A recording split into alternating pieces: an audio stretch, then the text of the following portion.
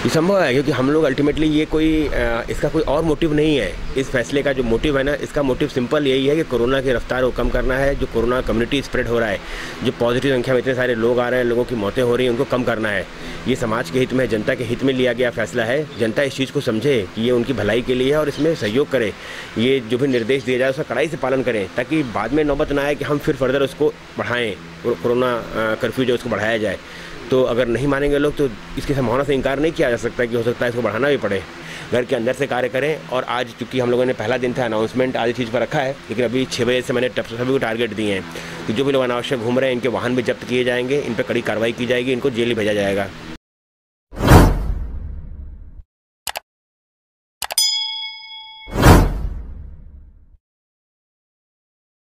Corona ने एक बार फिर रफ्तार पकड़ ली है। रतलाम की बात करें तो रतलाम में भी हर रोज़ नए नए केस, रिकॉर्ड तोड़ मामले सामने आते हैं। रतलाम में 9 तारीख को यानी 9 अप्रैल शाम 6 बजे से 19 तारीख तक का कंप्लीट लॉकडाउन लगा दिया गया है। इन सब पूरे मुद्दे को लेकर मेरे साथ जुड़ रहे हैं रतलाम एसपी गौरव तिवारी साहब। ये बताना चाहूँगा सभी को कि अगर हम सेकेंड फेज़ की बात करें तो लगभग मार्च के आखिरी सप्ताह से कोरोना ने सडनली स्पीड पकड़ा है, जब से पॉजिटिव केसेस की संख्या काफ़ी आने लगी है, जो अब लगभग 100 से ऊपर पहुंच चुकी है।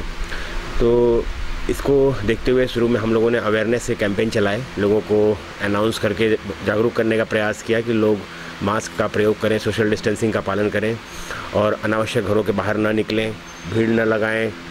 इन चीज़ों को लेकर जागरूक करने का प्रयास किया, लेकिन उसमें कोई जनता में जागरूकता नज़र नहीं आई। लोगों ने इसको बहुत ही कैजुअली लिया, क्योंकि फ़ेज़ 1 के बाद लगभग 2-3 माह का टाइम ऐसा था जब बहुत सारे केसेस आ नहीं रहे थे। लगभग केसेस की संख्या 4, 5, 3 इस तरह हो गई थी। उसके बाद सडनली जब केसेस बढ़ना स्टार्ट हुए, हम लोगों ने जागरूक करने का प्रयास किया, लोगों ने गंभीरता से लिया नहीं। फिर उसके बाद इसमें पिछले सप्ताह देखा जाए तो 2 दिन का लॉकडाउन लगाया गया, शनिवार रविवार का। उसका मोटिव यही था कि लोगों को जागरूक किया जाए, लोगों की गंभीरता को समझें। लेकिन जब जनता उसको गंभीरता से नहीं ले रही थी और केसेस सडनली बढ़ते जा रहे थे, इसको देखते हुए फिर ये निर्णय लिया गया कि इसमें कंप्लीट लॉकडाउन किया जाए। इधर मैं बताना चाहूँगा कि जो हम लोगों ने कल से कोरोना कर्फ्यू लागू किया है 9 अप्रैल शाम 6 बजे से, ये 19 अप्रैल सुबह 6 बजे तक रहेगा। जिसका मोटिव यही है कि जैसे कोई व्यक्ति सडनली पॉजिटिव आता है अगर, तो उसको हम लोग सप्ताह भर या 10 दिन का होम आइसोलेशन प्रिस्क्राइब करते हैं। अगर वो यंग लड़का है, उसके सभी वाइटल ऑर्गन्स ठीक है, कोई बड़ी बीमारी नहीं है, तो उसको 7 से 8 दिन तक घर रहना होता है। और कोई अगर ऐसा है जो कि थोड़ा बीमार है, कोई समस्या है, कोमॉर्बिडिटी है, तो उसको लगभग 10 दिन तक का होम आइसोलेशन प्रिस्क्राइब किया जाता है। उसी को ध्यान में रखते हुए ये 9 से 19 अप्रैल तक का लॉकडाउन रखा गया कि जो कम्युनिटी स्प्रेड हो रहा है, जो लोगों के बीच सडन स्प्रेड हो रहा है, इसको ब्रेक करने के लिए, चेन ब्रेक करने के लिए ये लॉकडाउन लगाया है कि लोग घर के अंदर रहें, अनावश्यक बाहर ना निकलें, और जिससे कि कोरोना का जो कम्युनिटी स्प्रेड हो रहा है उसमें कमी आए, केसेज में कमी आए और इस पर हम लोग अंकुश लगा सकें। इसे बताना चाहूँगा, आज पहला दिन था। सुबह से मैं भी लगातार भ्रमण कर रहा हूँ, ज़िले के विभिन्न थाना क्षेत्रों में भी गया, अभी सिटी में भी राउंड लगाया मैंने। तो मैं देखने में ये आ रहा है कि अभी भी जो नई उम्र के लोग हैं इस चीज़ को गंभीरता से नहीं ले रहे हैं। अभी मैं गया तो मैंने 2-3 जगह पर ये महसूस किया कि लोग क्रिकेट खेल रहे हैं, नई उम्र के लड़के हैं, बच्चे घर के बाहर बैठे हुए हैं। इस पर मैंने अभी सबको निर्देश दिए हैं कि इनके साथ सख्ती से डील किया जाए। ये जो लोग भी इसको गंभीरता से नहीं ले रहे हैं, उनके खिलाफ़ कड़ी कार्रवाई की जाएगी, इन सभी को जेल भेजा जाएगा। इस तरह के निर्देश मैंने दिए हैं, क्योंकि इसमें मैं एक बार फिर रिपीट करना चाहूँगा कि अगर हम डेथ रेट देखें तो आप ये पाएंगे कि अधिकतर जो मरने वाले लोग हैं ये 40 साल से ऊपर के लोग हैं। लेकिन अगर हम पॉजिटिव केसेस देखें तो आप रियलाइज़ करोगे कि लगभग 70% केसेस पॉजिटिव जो हैं ये सभी 40 साल से नीचे की उम्र के लोग हैं। मतलब कि जो पॉजिटिव लोग हैं वो 40 साल से नीचे की संख्या के ज़्यादा हैं, लेकिन मरने वाले 40 साल से ऊपर की संख्या के ज़्यादा हैं। इसमें मतलब ये कहा जाएगा कि जो नई उम्र के लोग हैं ये चीज़ों को कैजुअली ले रहे हैं, जिसके कारण ये पॉजिटिव हो रहे हैं और इनके संक्रमण में संपर्क में आने के बाद इनके पेरेंट्स, इनके घर के बड़े बुज़ुर्ग लोग इससे प्रभावित हो रहे हैं और उनकी मृत्यु हो रही है। मतलब इसमें बड़े बुज़ुर्गों को तो ध्यान रखना ही रखना है, लेकिन इसमें जो नई उम्र के लोग हैं इनको इस जिम्मेदारी को समझना चाहिए। क्योंकि घर में कोई बड़ा बुज़ुर्ग है तो उनकी डबल रिस्पॉन्सिबिलिटी है, उन्हें अपनी सुरक्षा तो करनी ही करनी है, साथ साथ अपने बड़े बुज़ुर्गों का भी ध्यान रखना है। वो तभी संभव हो पाएगा जब आप कोरोना के गाइडलाइन जो है, निर्देश है, उनका कड़ाई से पालन करेंगे। अभी लॉकडाउन के दौरान हम लोगों ने ये व्यवस्था की है कि जितनी भी बेसिक इसेंशियल चीज़ें हैं अति आवश्यक चीज़ें जो उनको चाहिए, चाहे किराने के सामान हो, दूध हो, फल सब्जी हो, इन सब की होम डिलीवरी की व्यवस्था की गई है कि आप होम डिलीवरी के माध्यम से ही उसको ले सकते हैं। लेकिन ऐसी भी शिकायतें आ रही हैं कि लोग उनको अनावश्यक घरों के बाहर निकल रहे हैं, कोई दूध का बहाना बना रहा है, कोई किसी चीज़ का बहाना बना रहा है, और मेडिकल शॉप्स को ओपन रखा गया है लेकिन उसकी आड़ में लोग निकल के बाहर अनावश्यक घूम रहे हैं।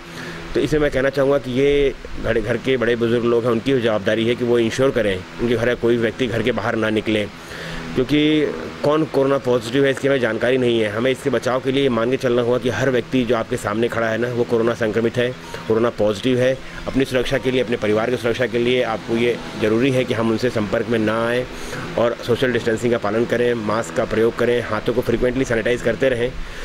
काफ़ी ये चीज़ें देखने में आ रही हैं, लोग बार बार कि साहब हमको ये चीज़ नहीं मिल रहा, वो चीज़ नहीं मिल रहा, इस तरह के फ़ोन कर रहे हैं। मेरा कहना है कि ये 9 दिन जो है ना, ये बहुत बड़ा टाइम नहीं है। इसमें अगर हम कुछ चीज़ों का त्याग करें, अगर आपको सब्ज़ी नहीं मिल पा रहा, कोई दिक्कत नहीं, हम दाल रोटी खा के रहें, लेकिन हम सिर्फ सब्ज़ी के लिए घर से बाहर निकलें और लोगों को संक्रमित करें या उसको लेकर इशू बनाएं, तो ये हम सब के लिए, पूरे समाज के लिए ये घातक सिद्ध हो सकता है। इन चीज़ों को डिस्करेज करें, इन चीज़ों से बचें, जो भी आपके पास है उसी में संतोष करके जीवन यापन करें। ये अगर हम लोग थोड़ी सी गंभीरता दिखाएं और ये 9 दिन 10 दिन जो है इसमें हम लोग जो निर्देश उन्हें कड़ाई से पालन करें, तो मुझे पूरा उम्मीद है कि इसको वापस से बढ़ाने की आवश्यकता नहीं पड़ेगी। लेकिन अगर लोग इसी तरह कैजुअली रहेंगे तो इसमें दो मत नहीं है कि हो सकता है कि लॉकडाउन को आगे बढ़ाना पड़े।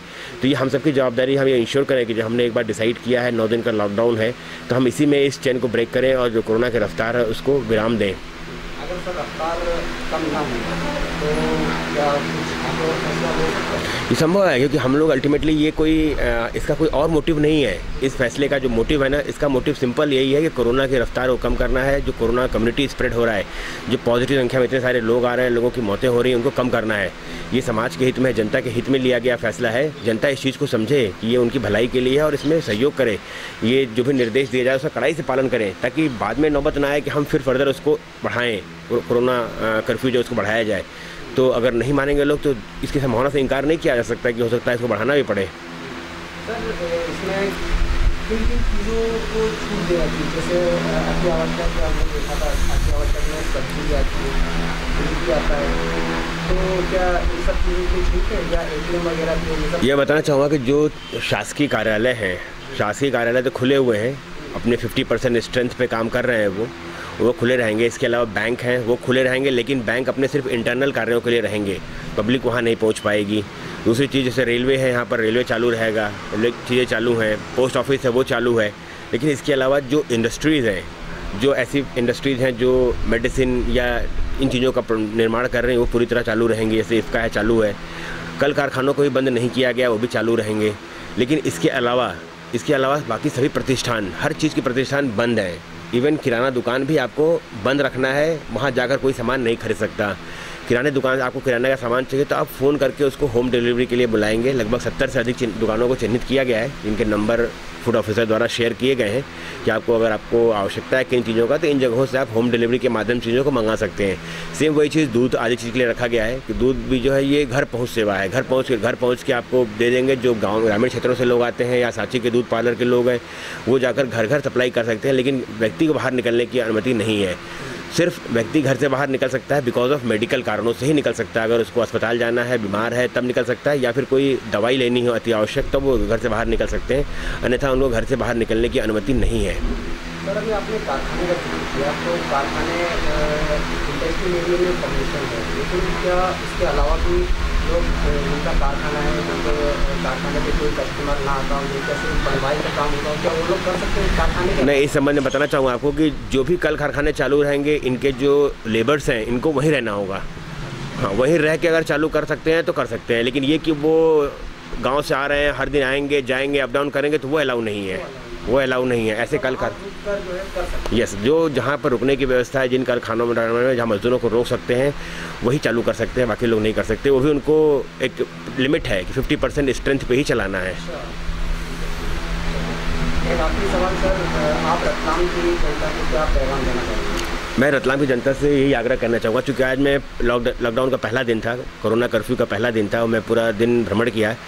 मैंने देखा, मुझे बहुत सारी चीज़ों को देख कर काफ़ी आश्चर्य हुआ कि जनता अभी भी इन चीज़ों को गंभीरता से क्यों नहीं ले रही है। प्लस एक चीज़ मैं और कहना चाहूँगा, बार बार मैं देख रहा था मेडिकल कॉलेज के आसपास लोग भीड़ लगा रहे हैं, लोग तमाम न्यूसेंस कर रहे हैं, इवन आक्रोश जाहिर कर रहे हैं। मैं जनता से फिर यही अपील करना चाहूँगा कि डॉक्टर्स, जो आपका पेशेंट एडमिट है, क्योंकि मैं आज अंदर भी भ्रमण किया, पुलिस के अधिकारी भी कोरोना पॉजिटिव हैं, उनसे मिला, जुडिशरी के ऑफिसर्स हैं, उनसे मिला, मैंने जानना चाहा क्या पक्ष है।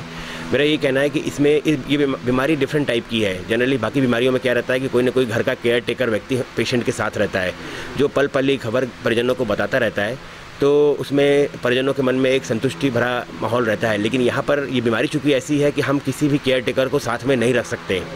ऐसे में क्या है कि परिजन पेशेंट को देख नहीं पाते हैं, तो जाहिर सी बात है उनका पक्ष भी सही है कि उनके मन में एक डर की भावना रहती है कि क्या हो रहा है, कैसे हो रहा है, हमें पता नहीं चल रहा है।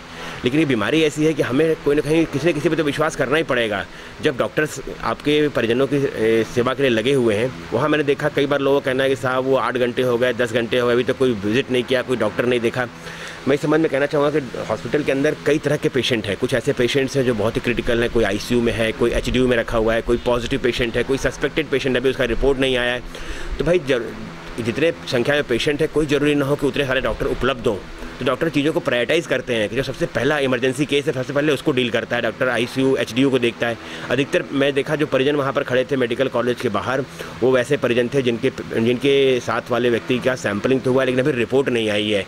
और वो बार बार के साथ अभी तक कोई डॉक्टर ने देखा, हमको मिलना है, हमको जानना है, हमको ये सामान सप्लाई करना है, हमको खाने का चीज़ देना है। उन सबसे मैं ये आग्रह करना चाहूँगा कि मेडिकल कॉलेज में इन सब चीज़ों की फैसिलिटी है, पानी खाने सबकी व्यवस्था उनको की गई है, उनको पहुँचाया जा रहा है। तो आप इन चीज़ों को लेकर पैनिक ना करें। दूसरा कि जब जो आपका पेशेंट की कंडीशन है वो डॉक्टर्स को पता है, डॉक्टर उसको देख रहे हैं। कई बार क्या हो रहा है कि मेडिकल कॉलेज में चूंकि ये बीमारी ऐसी है ना कि हम रूटीन में डॉक्टर्स को जिस फॉर्म में देखते हैं कि डॉक्टर एप्रन पहने हुए हैं, स्टेथोस्कोप के साथ जा रहे हैं, वैसा नहीं दिखता है। सभी वहाँ पर एक जैसा पीपी किट पहने रहते हैं, तो आपको पता ही नहीं चलता कि कौन डॉक्टर है, कौन पेशेंट है, कौन वार्ड बॉय है, कौन क्या है। तो ऐसे में सबसे मैं कहूँगा कि और ये बीमारी ऐसी है कि डॉक्टर जाके हर बार अपना इंट्रोडक्शन नहीं देगा कि मैं फला डॉक्टर हूँ, तो लोगों को लग रहा है कि डॉक्टर आ ही नहीं रहे, डॉक्टर विजिट ही नहीं कर रहे हैं। तो इन चीज़ों को लेकर भी लोग अनावश्यक पैनिक ना करें, विश्वास करें सिस्टम पे। डॉक्टर्स को जितना आप टाइम दोगे, फ्री रखोगे, उतना ही डॉक्टर आपके पेशेंट पे ध्यान दे पाएगा। जैसे मैं गया तो मैंने देखा कि 3-4 डॉक्टर्स सफाई पेश करने में लगे हुए हैं कि नहीं हम देख रहे हैं, हम खाना पहुंचा देंगे, हमें करेंगे। तो इससे जो हमारे डॉक्टर्स की ऑलरेडी शॉर्टेज है उस पर और प्रभाव पड़ रहा है। इसलिए और कई बार मैं देख रहा हूँ लोग जाकर हॉस्पिटल में न्यूसेंस कर रहे हैं, गाली गलौज कर रहे हैं, बहस कर रहे हैं। ये सब इस वक्त ज़रूरत नहीं इन चीज़ों का। हमें किस तरह हम इस क्राइसिस के टाइम पर किस तरह हम लोगों की मदद कर सकते हैं, हमें ये सोचना है। न कि हमारा किस तरह हम शासन की मदद कर सकते हैं, किस तरह हम डॉक्टर्स की मदद कर सकते हैं, ये हमें सोचना है। न कि हमें इनका लोड बढ़ाना है। अगर हमारा लोड बढ़ेगा, जाहिर सी बात है फिर चीज़ें और पैनिक होंगी। ये चीज़ें इस वक्त हर कोई सेंसिटिव दौर से गुजर रहा है, जबकि परिजन अपने परिजनों के अपने जो पेशेंट है उसको हाथ लगाने को तैयार नहीं। ऐसे में डॉक्टर्स या पुलिस जो अपनी जान हथेली पर रखकर वहाँ आपकी सेवा के लिए तत्पर है, उनका हमें सम्मान करना चाहिए। किस तरह हम उनके लिए उनके सहयोगी हो सकते हैं, इस पर हमें विचार करना चाहिए, बजाय इसके कि हम किस तरह उनका वर्कलोड बढ़ाएं। अनावश्यक मैं देख रहा हूँ लोगों ने पिछले कुछ दिनों से अनावश्यक लोग इंजेक्शंस को लेकर, कोई मेडिसिन को लेकर कि साहब ये तो मिल नहीं रहा है, ये तो ख़त्म हो गया है। जो कि बार बार कहता हूँ उसकी कोई गारंटी नहीं कि उस इंजेक्शन से आदमी सही हो जाए, कोई गारंटी नहीं है। हाँ, जब आप खुद देख रहे हैं हम लोग, जो वैक्सीनेशन की बात की जा रही तो वो हम करा नहीं रहे हैं, जिससे हमारा बचाव हो सकता है वो हम करा नहीं रहे। लेकिन किसी ने कह दिया कि ये फला इंजेक्शन से ठीक हो जाएगा, ये मिलना बहुत ज़रूरी है, तो हम उसका ऐसा शॉर्टेज क्रिएट कर दे रहे हैं कि ऐसा लग रहा है कि जैसे कि ये मेडिसिन नहीं मिला तो कुछ और हो ही नहीं सकता। तो इन चीज़ों से हमको बचना है, इन चीज़ों से बचना है और इसमें थोड़ा विश्वास रखना है। अनावश्यक मेडिसिन्स, वैक्सीन्स, इंजेक्शंस, इन सब के पीछे नहीं भागना है। सबसे ज़्यादा इंपॉर्टेंट है कि हम घर के अंदर रहें, सोशल डिस्टेंसिंग का पालन करें, मास्क का प्रयोग करें, हाथों को फ्रिक्वेंटली सैनिटाइज़ करें और अपने घर में जो भी इस तरह के बड़े बुजुर्ग लोग हैं उनका वैक्सीनेशन कराएं, ताकि जो भी बचाव हो सकता है वैक्सीनेशन से उनका कर सके हम लोग। बजाय इसके कि ये सभी कई बार जो मेडिकल दुकानें होते हैं, कई बार जो मेडिकल एजेंसीज होती हैं, कई बार जो मेडिकल दवाइयों के मैन्युफैक्चरर्स होते हैं, वो भी इस तरह के रूमर्स फैला देते हैं कि इस दवा से इलाज हो रहा है, इस जिससे ऐसा हो रहा है, और सडनली उसका शॉर्टेज क्रिएट कर देंगे ताकि आदमी को लगे कि बस अचानक उसकी लूट पड़ जाए कि भाई इसकी तो बहुत ज़्यादा ज़रूरत है। ये सब साइकोलॉजिकल चीज़ें हैं जो हमको जनता को समझना पड़ेगा। हमें किसी चीज़ के पीछे पागलों की तरह नहीं भागना है। जब ज़रूरत होगा तो पर्याप्त संख्या में चीज़ें हैं, मेडिकल कॉलेज में डॉक्टर्स हैं, उनका भी कहना है कि हमारे पास है, हम इसको प्रायोरिटी बेसिस पर लगाएंगे। सभी पेशेंट को नहीं लगा सकते। इंजेक्शन जो भी हैं, इसमें जो भी हमको लगता है कि इसको ज़रूरत हम लगाएंगे, लेकिन उसको लेकर लोग शॉर्टेज क्रिएट करें और लोग मार्केट में घूमेंगे, साहब ये मिल नहीं रहा है, ये उपलब्ध होना बहुत ज़रूरी है। ये सब कहना बेवकूफ़ी है। आप डॉक्टर से भरोसा रखें, विश्वास करें और इसमें आप किस तरह सहयोगी साबित हो सकते हैं, इस पर विचार करें, बजाय इसके कि आप खुद एक समस्या बने सिस्टम के लिए। लगभग मुझे लगता है कि मैंने अभी महसूस किया कि लगभग 95% से अधिक लोगों ने इसका सहयोग किया है, इसमें समर्थन रहा है। कुछ सिर्फ नई उम्र के लोग हैं जिनके ऊपर हम लोग सख्ती कर रहे हैं आज से। कई लोग अभी राउंड अप किए गए हैं जो आपको दिख रहे होंगे, इनको जेल भेजा जाएगा, इनके वाहन भी जब्त किए जाएंगे। और ये चूँकि पहला दिन था, आज हम लोगों ने समझाइश का रखा है। अब आज शाम से ही हम लोग इसमें कड़ी कार्रवाई करेंगे। लोग तमाम बहाने बना रहे हैं, हम मेडिसिन लेने चले आए, जबकि उनको देखा जाए तो उनके पास कोई प्रिस्क्रिप्शन नहीं है। सर मैं हॉस्पिटल मिलने जा रहा हूँ, जबकि कोई डॉक्टर कोई है नहीं, अलाउड नहीं है। प्लस कोई किसी भी चीज़ का जो कि घर से कार्य कर सकते हैं, वर्क फ्रॉम होम हो सकता है, उस तरह का आई कार्ड लेके चल रहे हैं। ये सब मैं कहूँगा कि ये वही लोग हैं जो न सिर्फ अपने बल्कि समाज के दुश्मन हैं। इन चीज़ों का आपको समझना पड़ेगा, इसमें आपको खुद गंभीरता से लेना है। मैं बार बार बोल रहा हूँ, जब तक आपका काम बहुत ही अर्जेंट वाला ना हो तब तक घर से बाहर ना निकलें, घर के अंदर से कार्य करें। और आज चूँकि हम लोगों ने पहला दिन था, अनाउंसमेंट आधी चीज़ पर रखा है, लेकिन अभी 6 बजे से मैंने सभी को टारगेट दिए हैं कि जो भी लोग अनावश्यक घूम रहे हैं इनके वाहन भी जब्त किए जाएंगे, इन पर कड़ी कार्रवाई की जाएगी, इनको जेल भेजा जाएगा।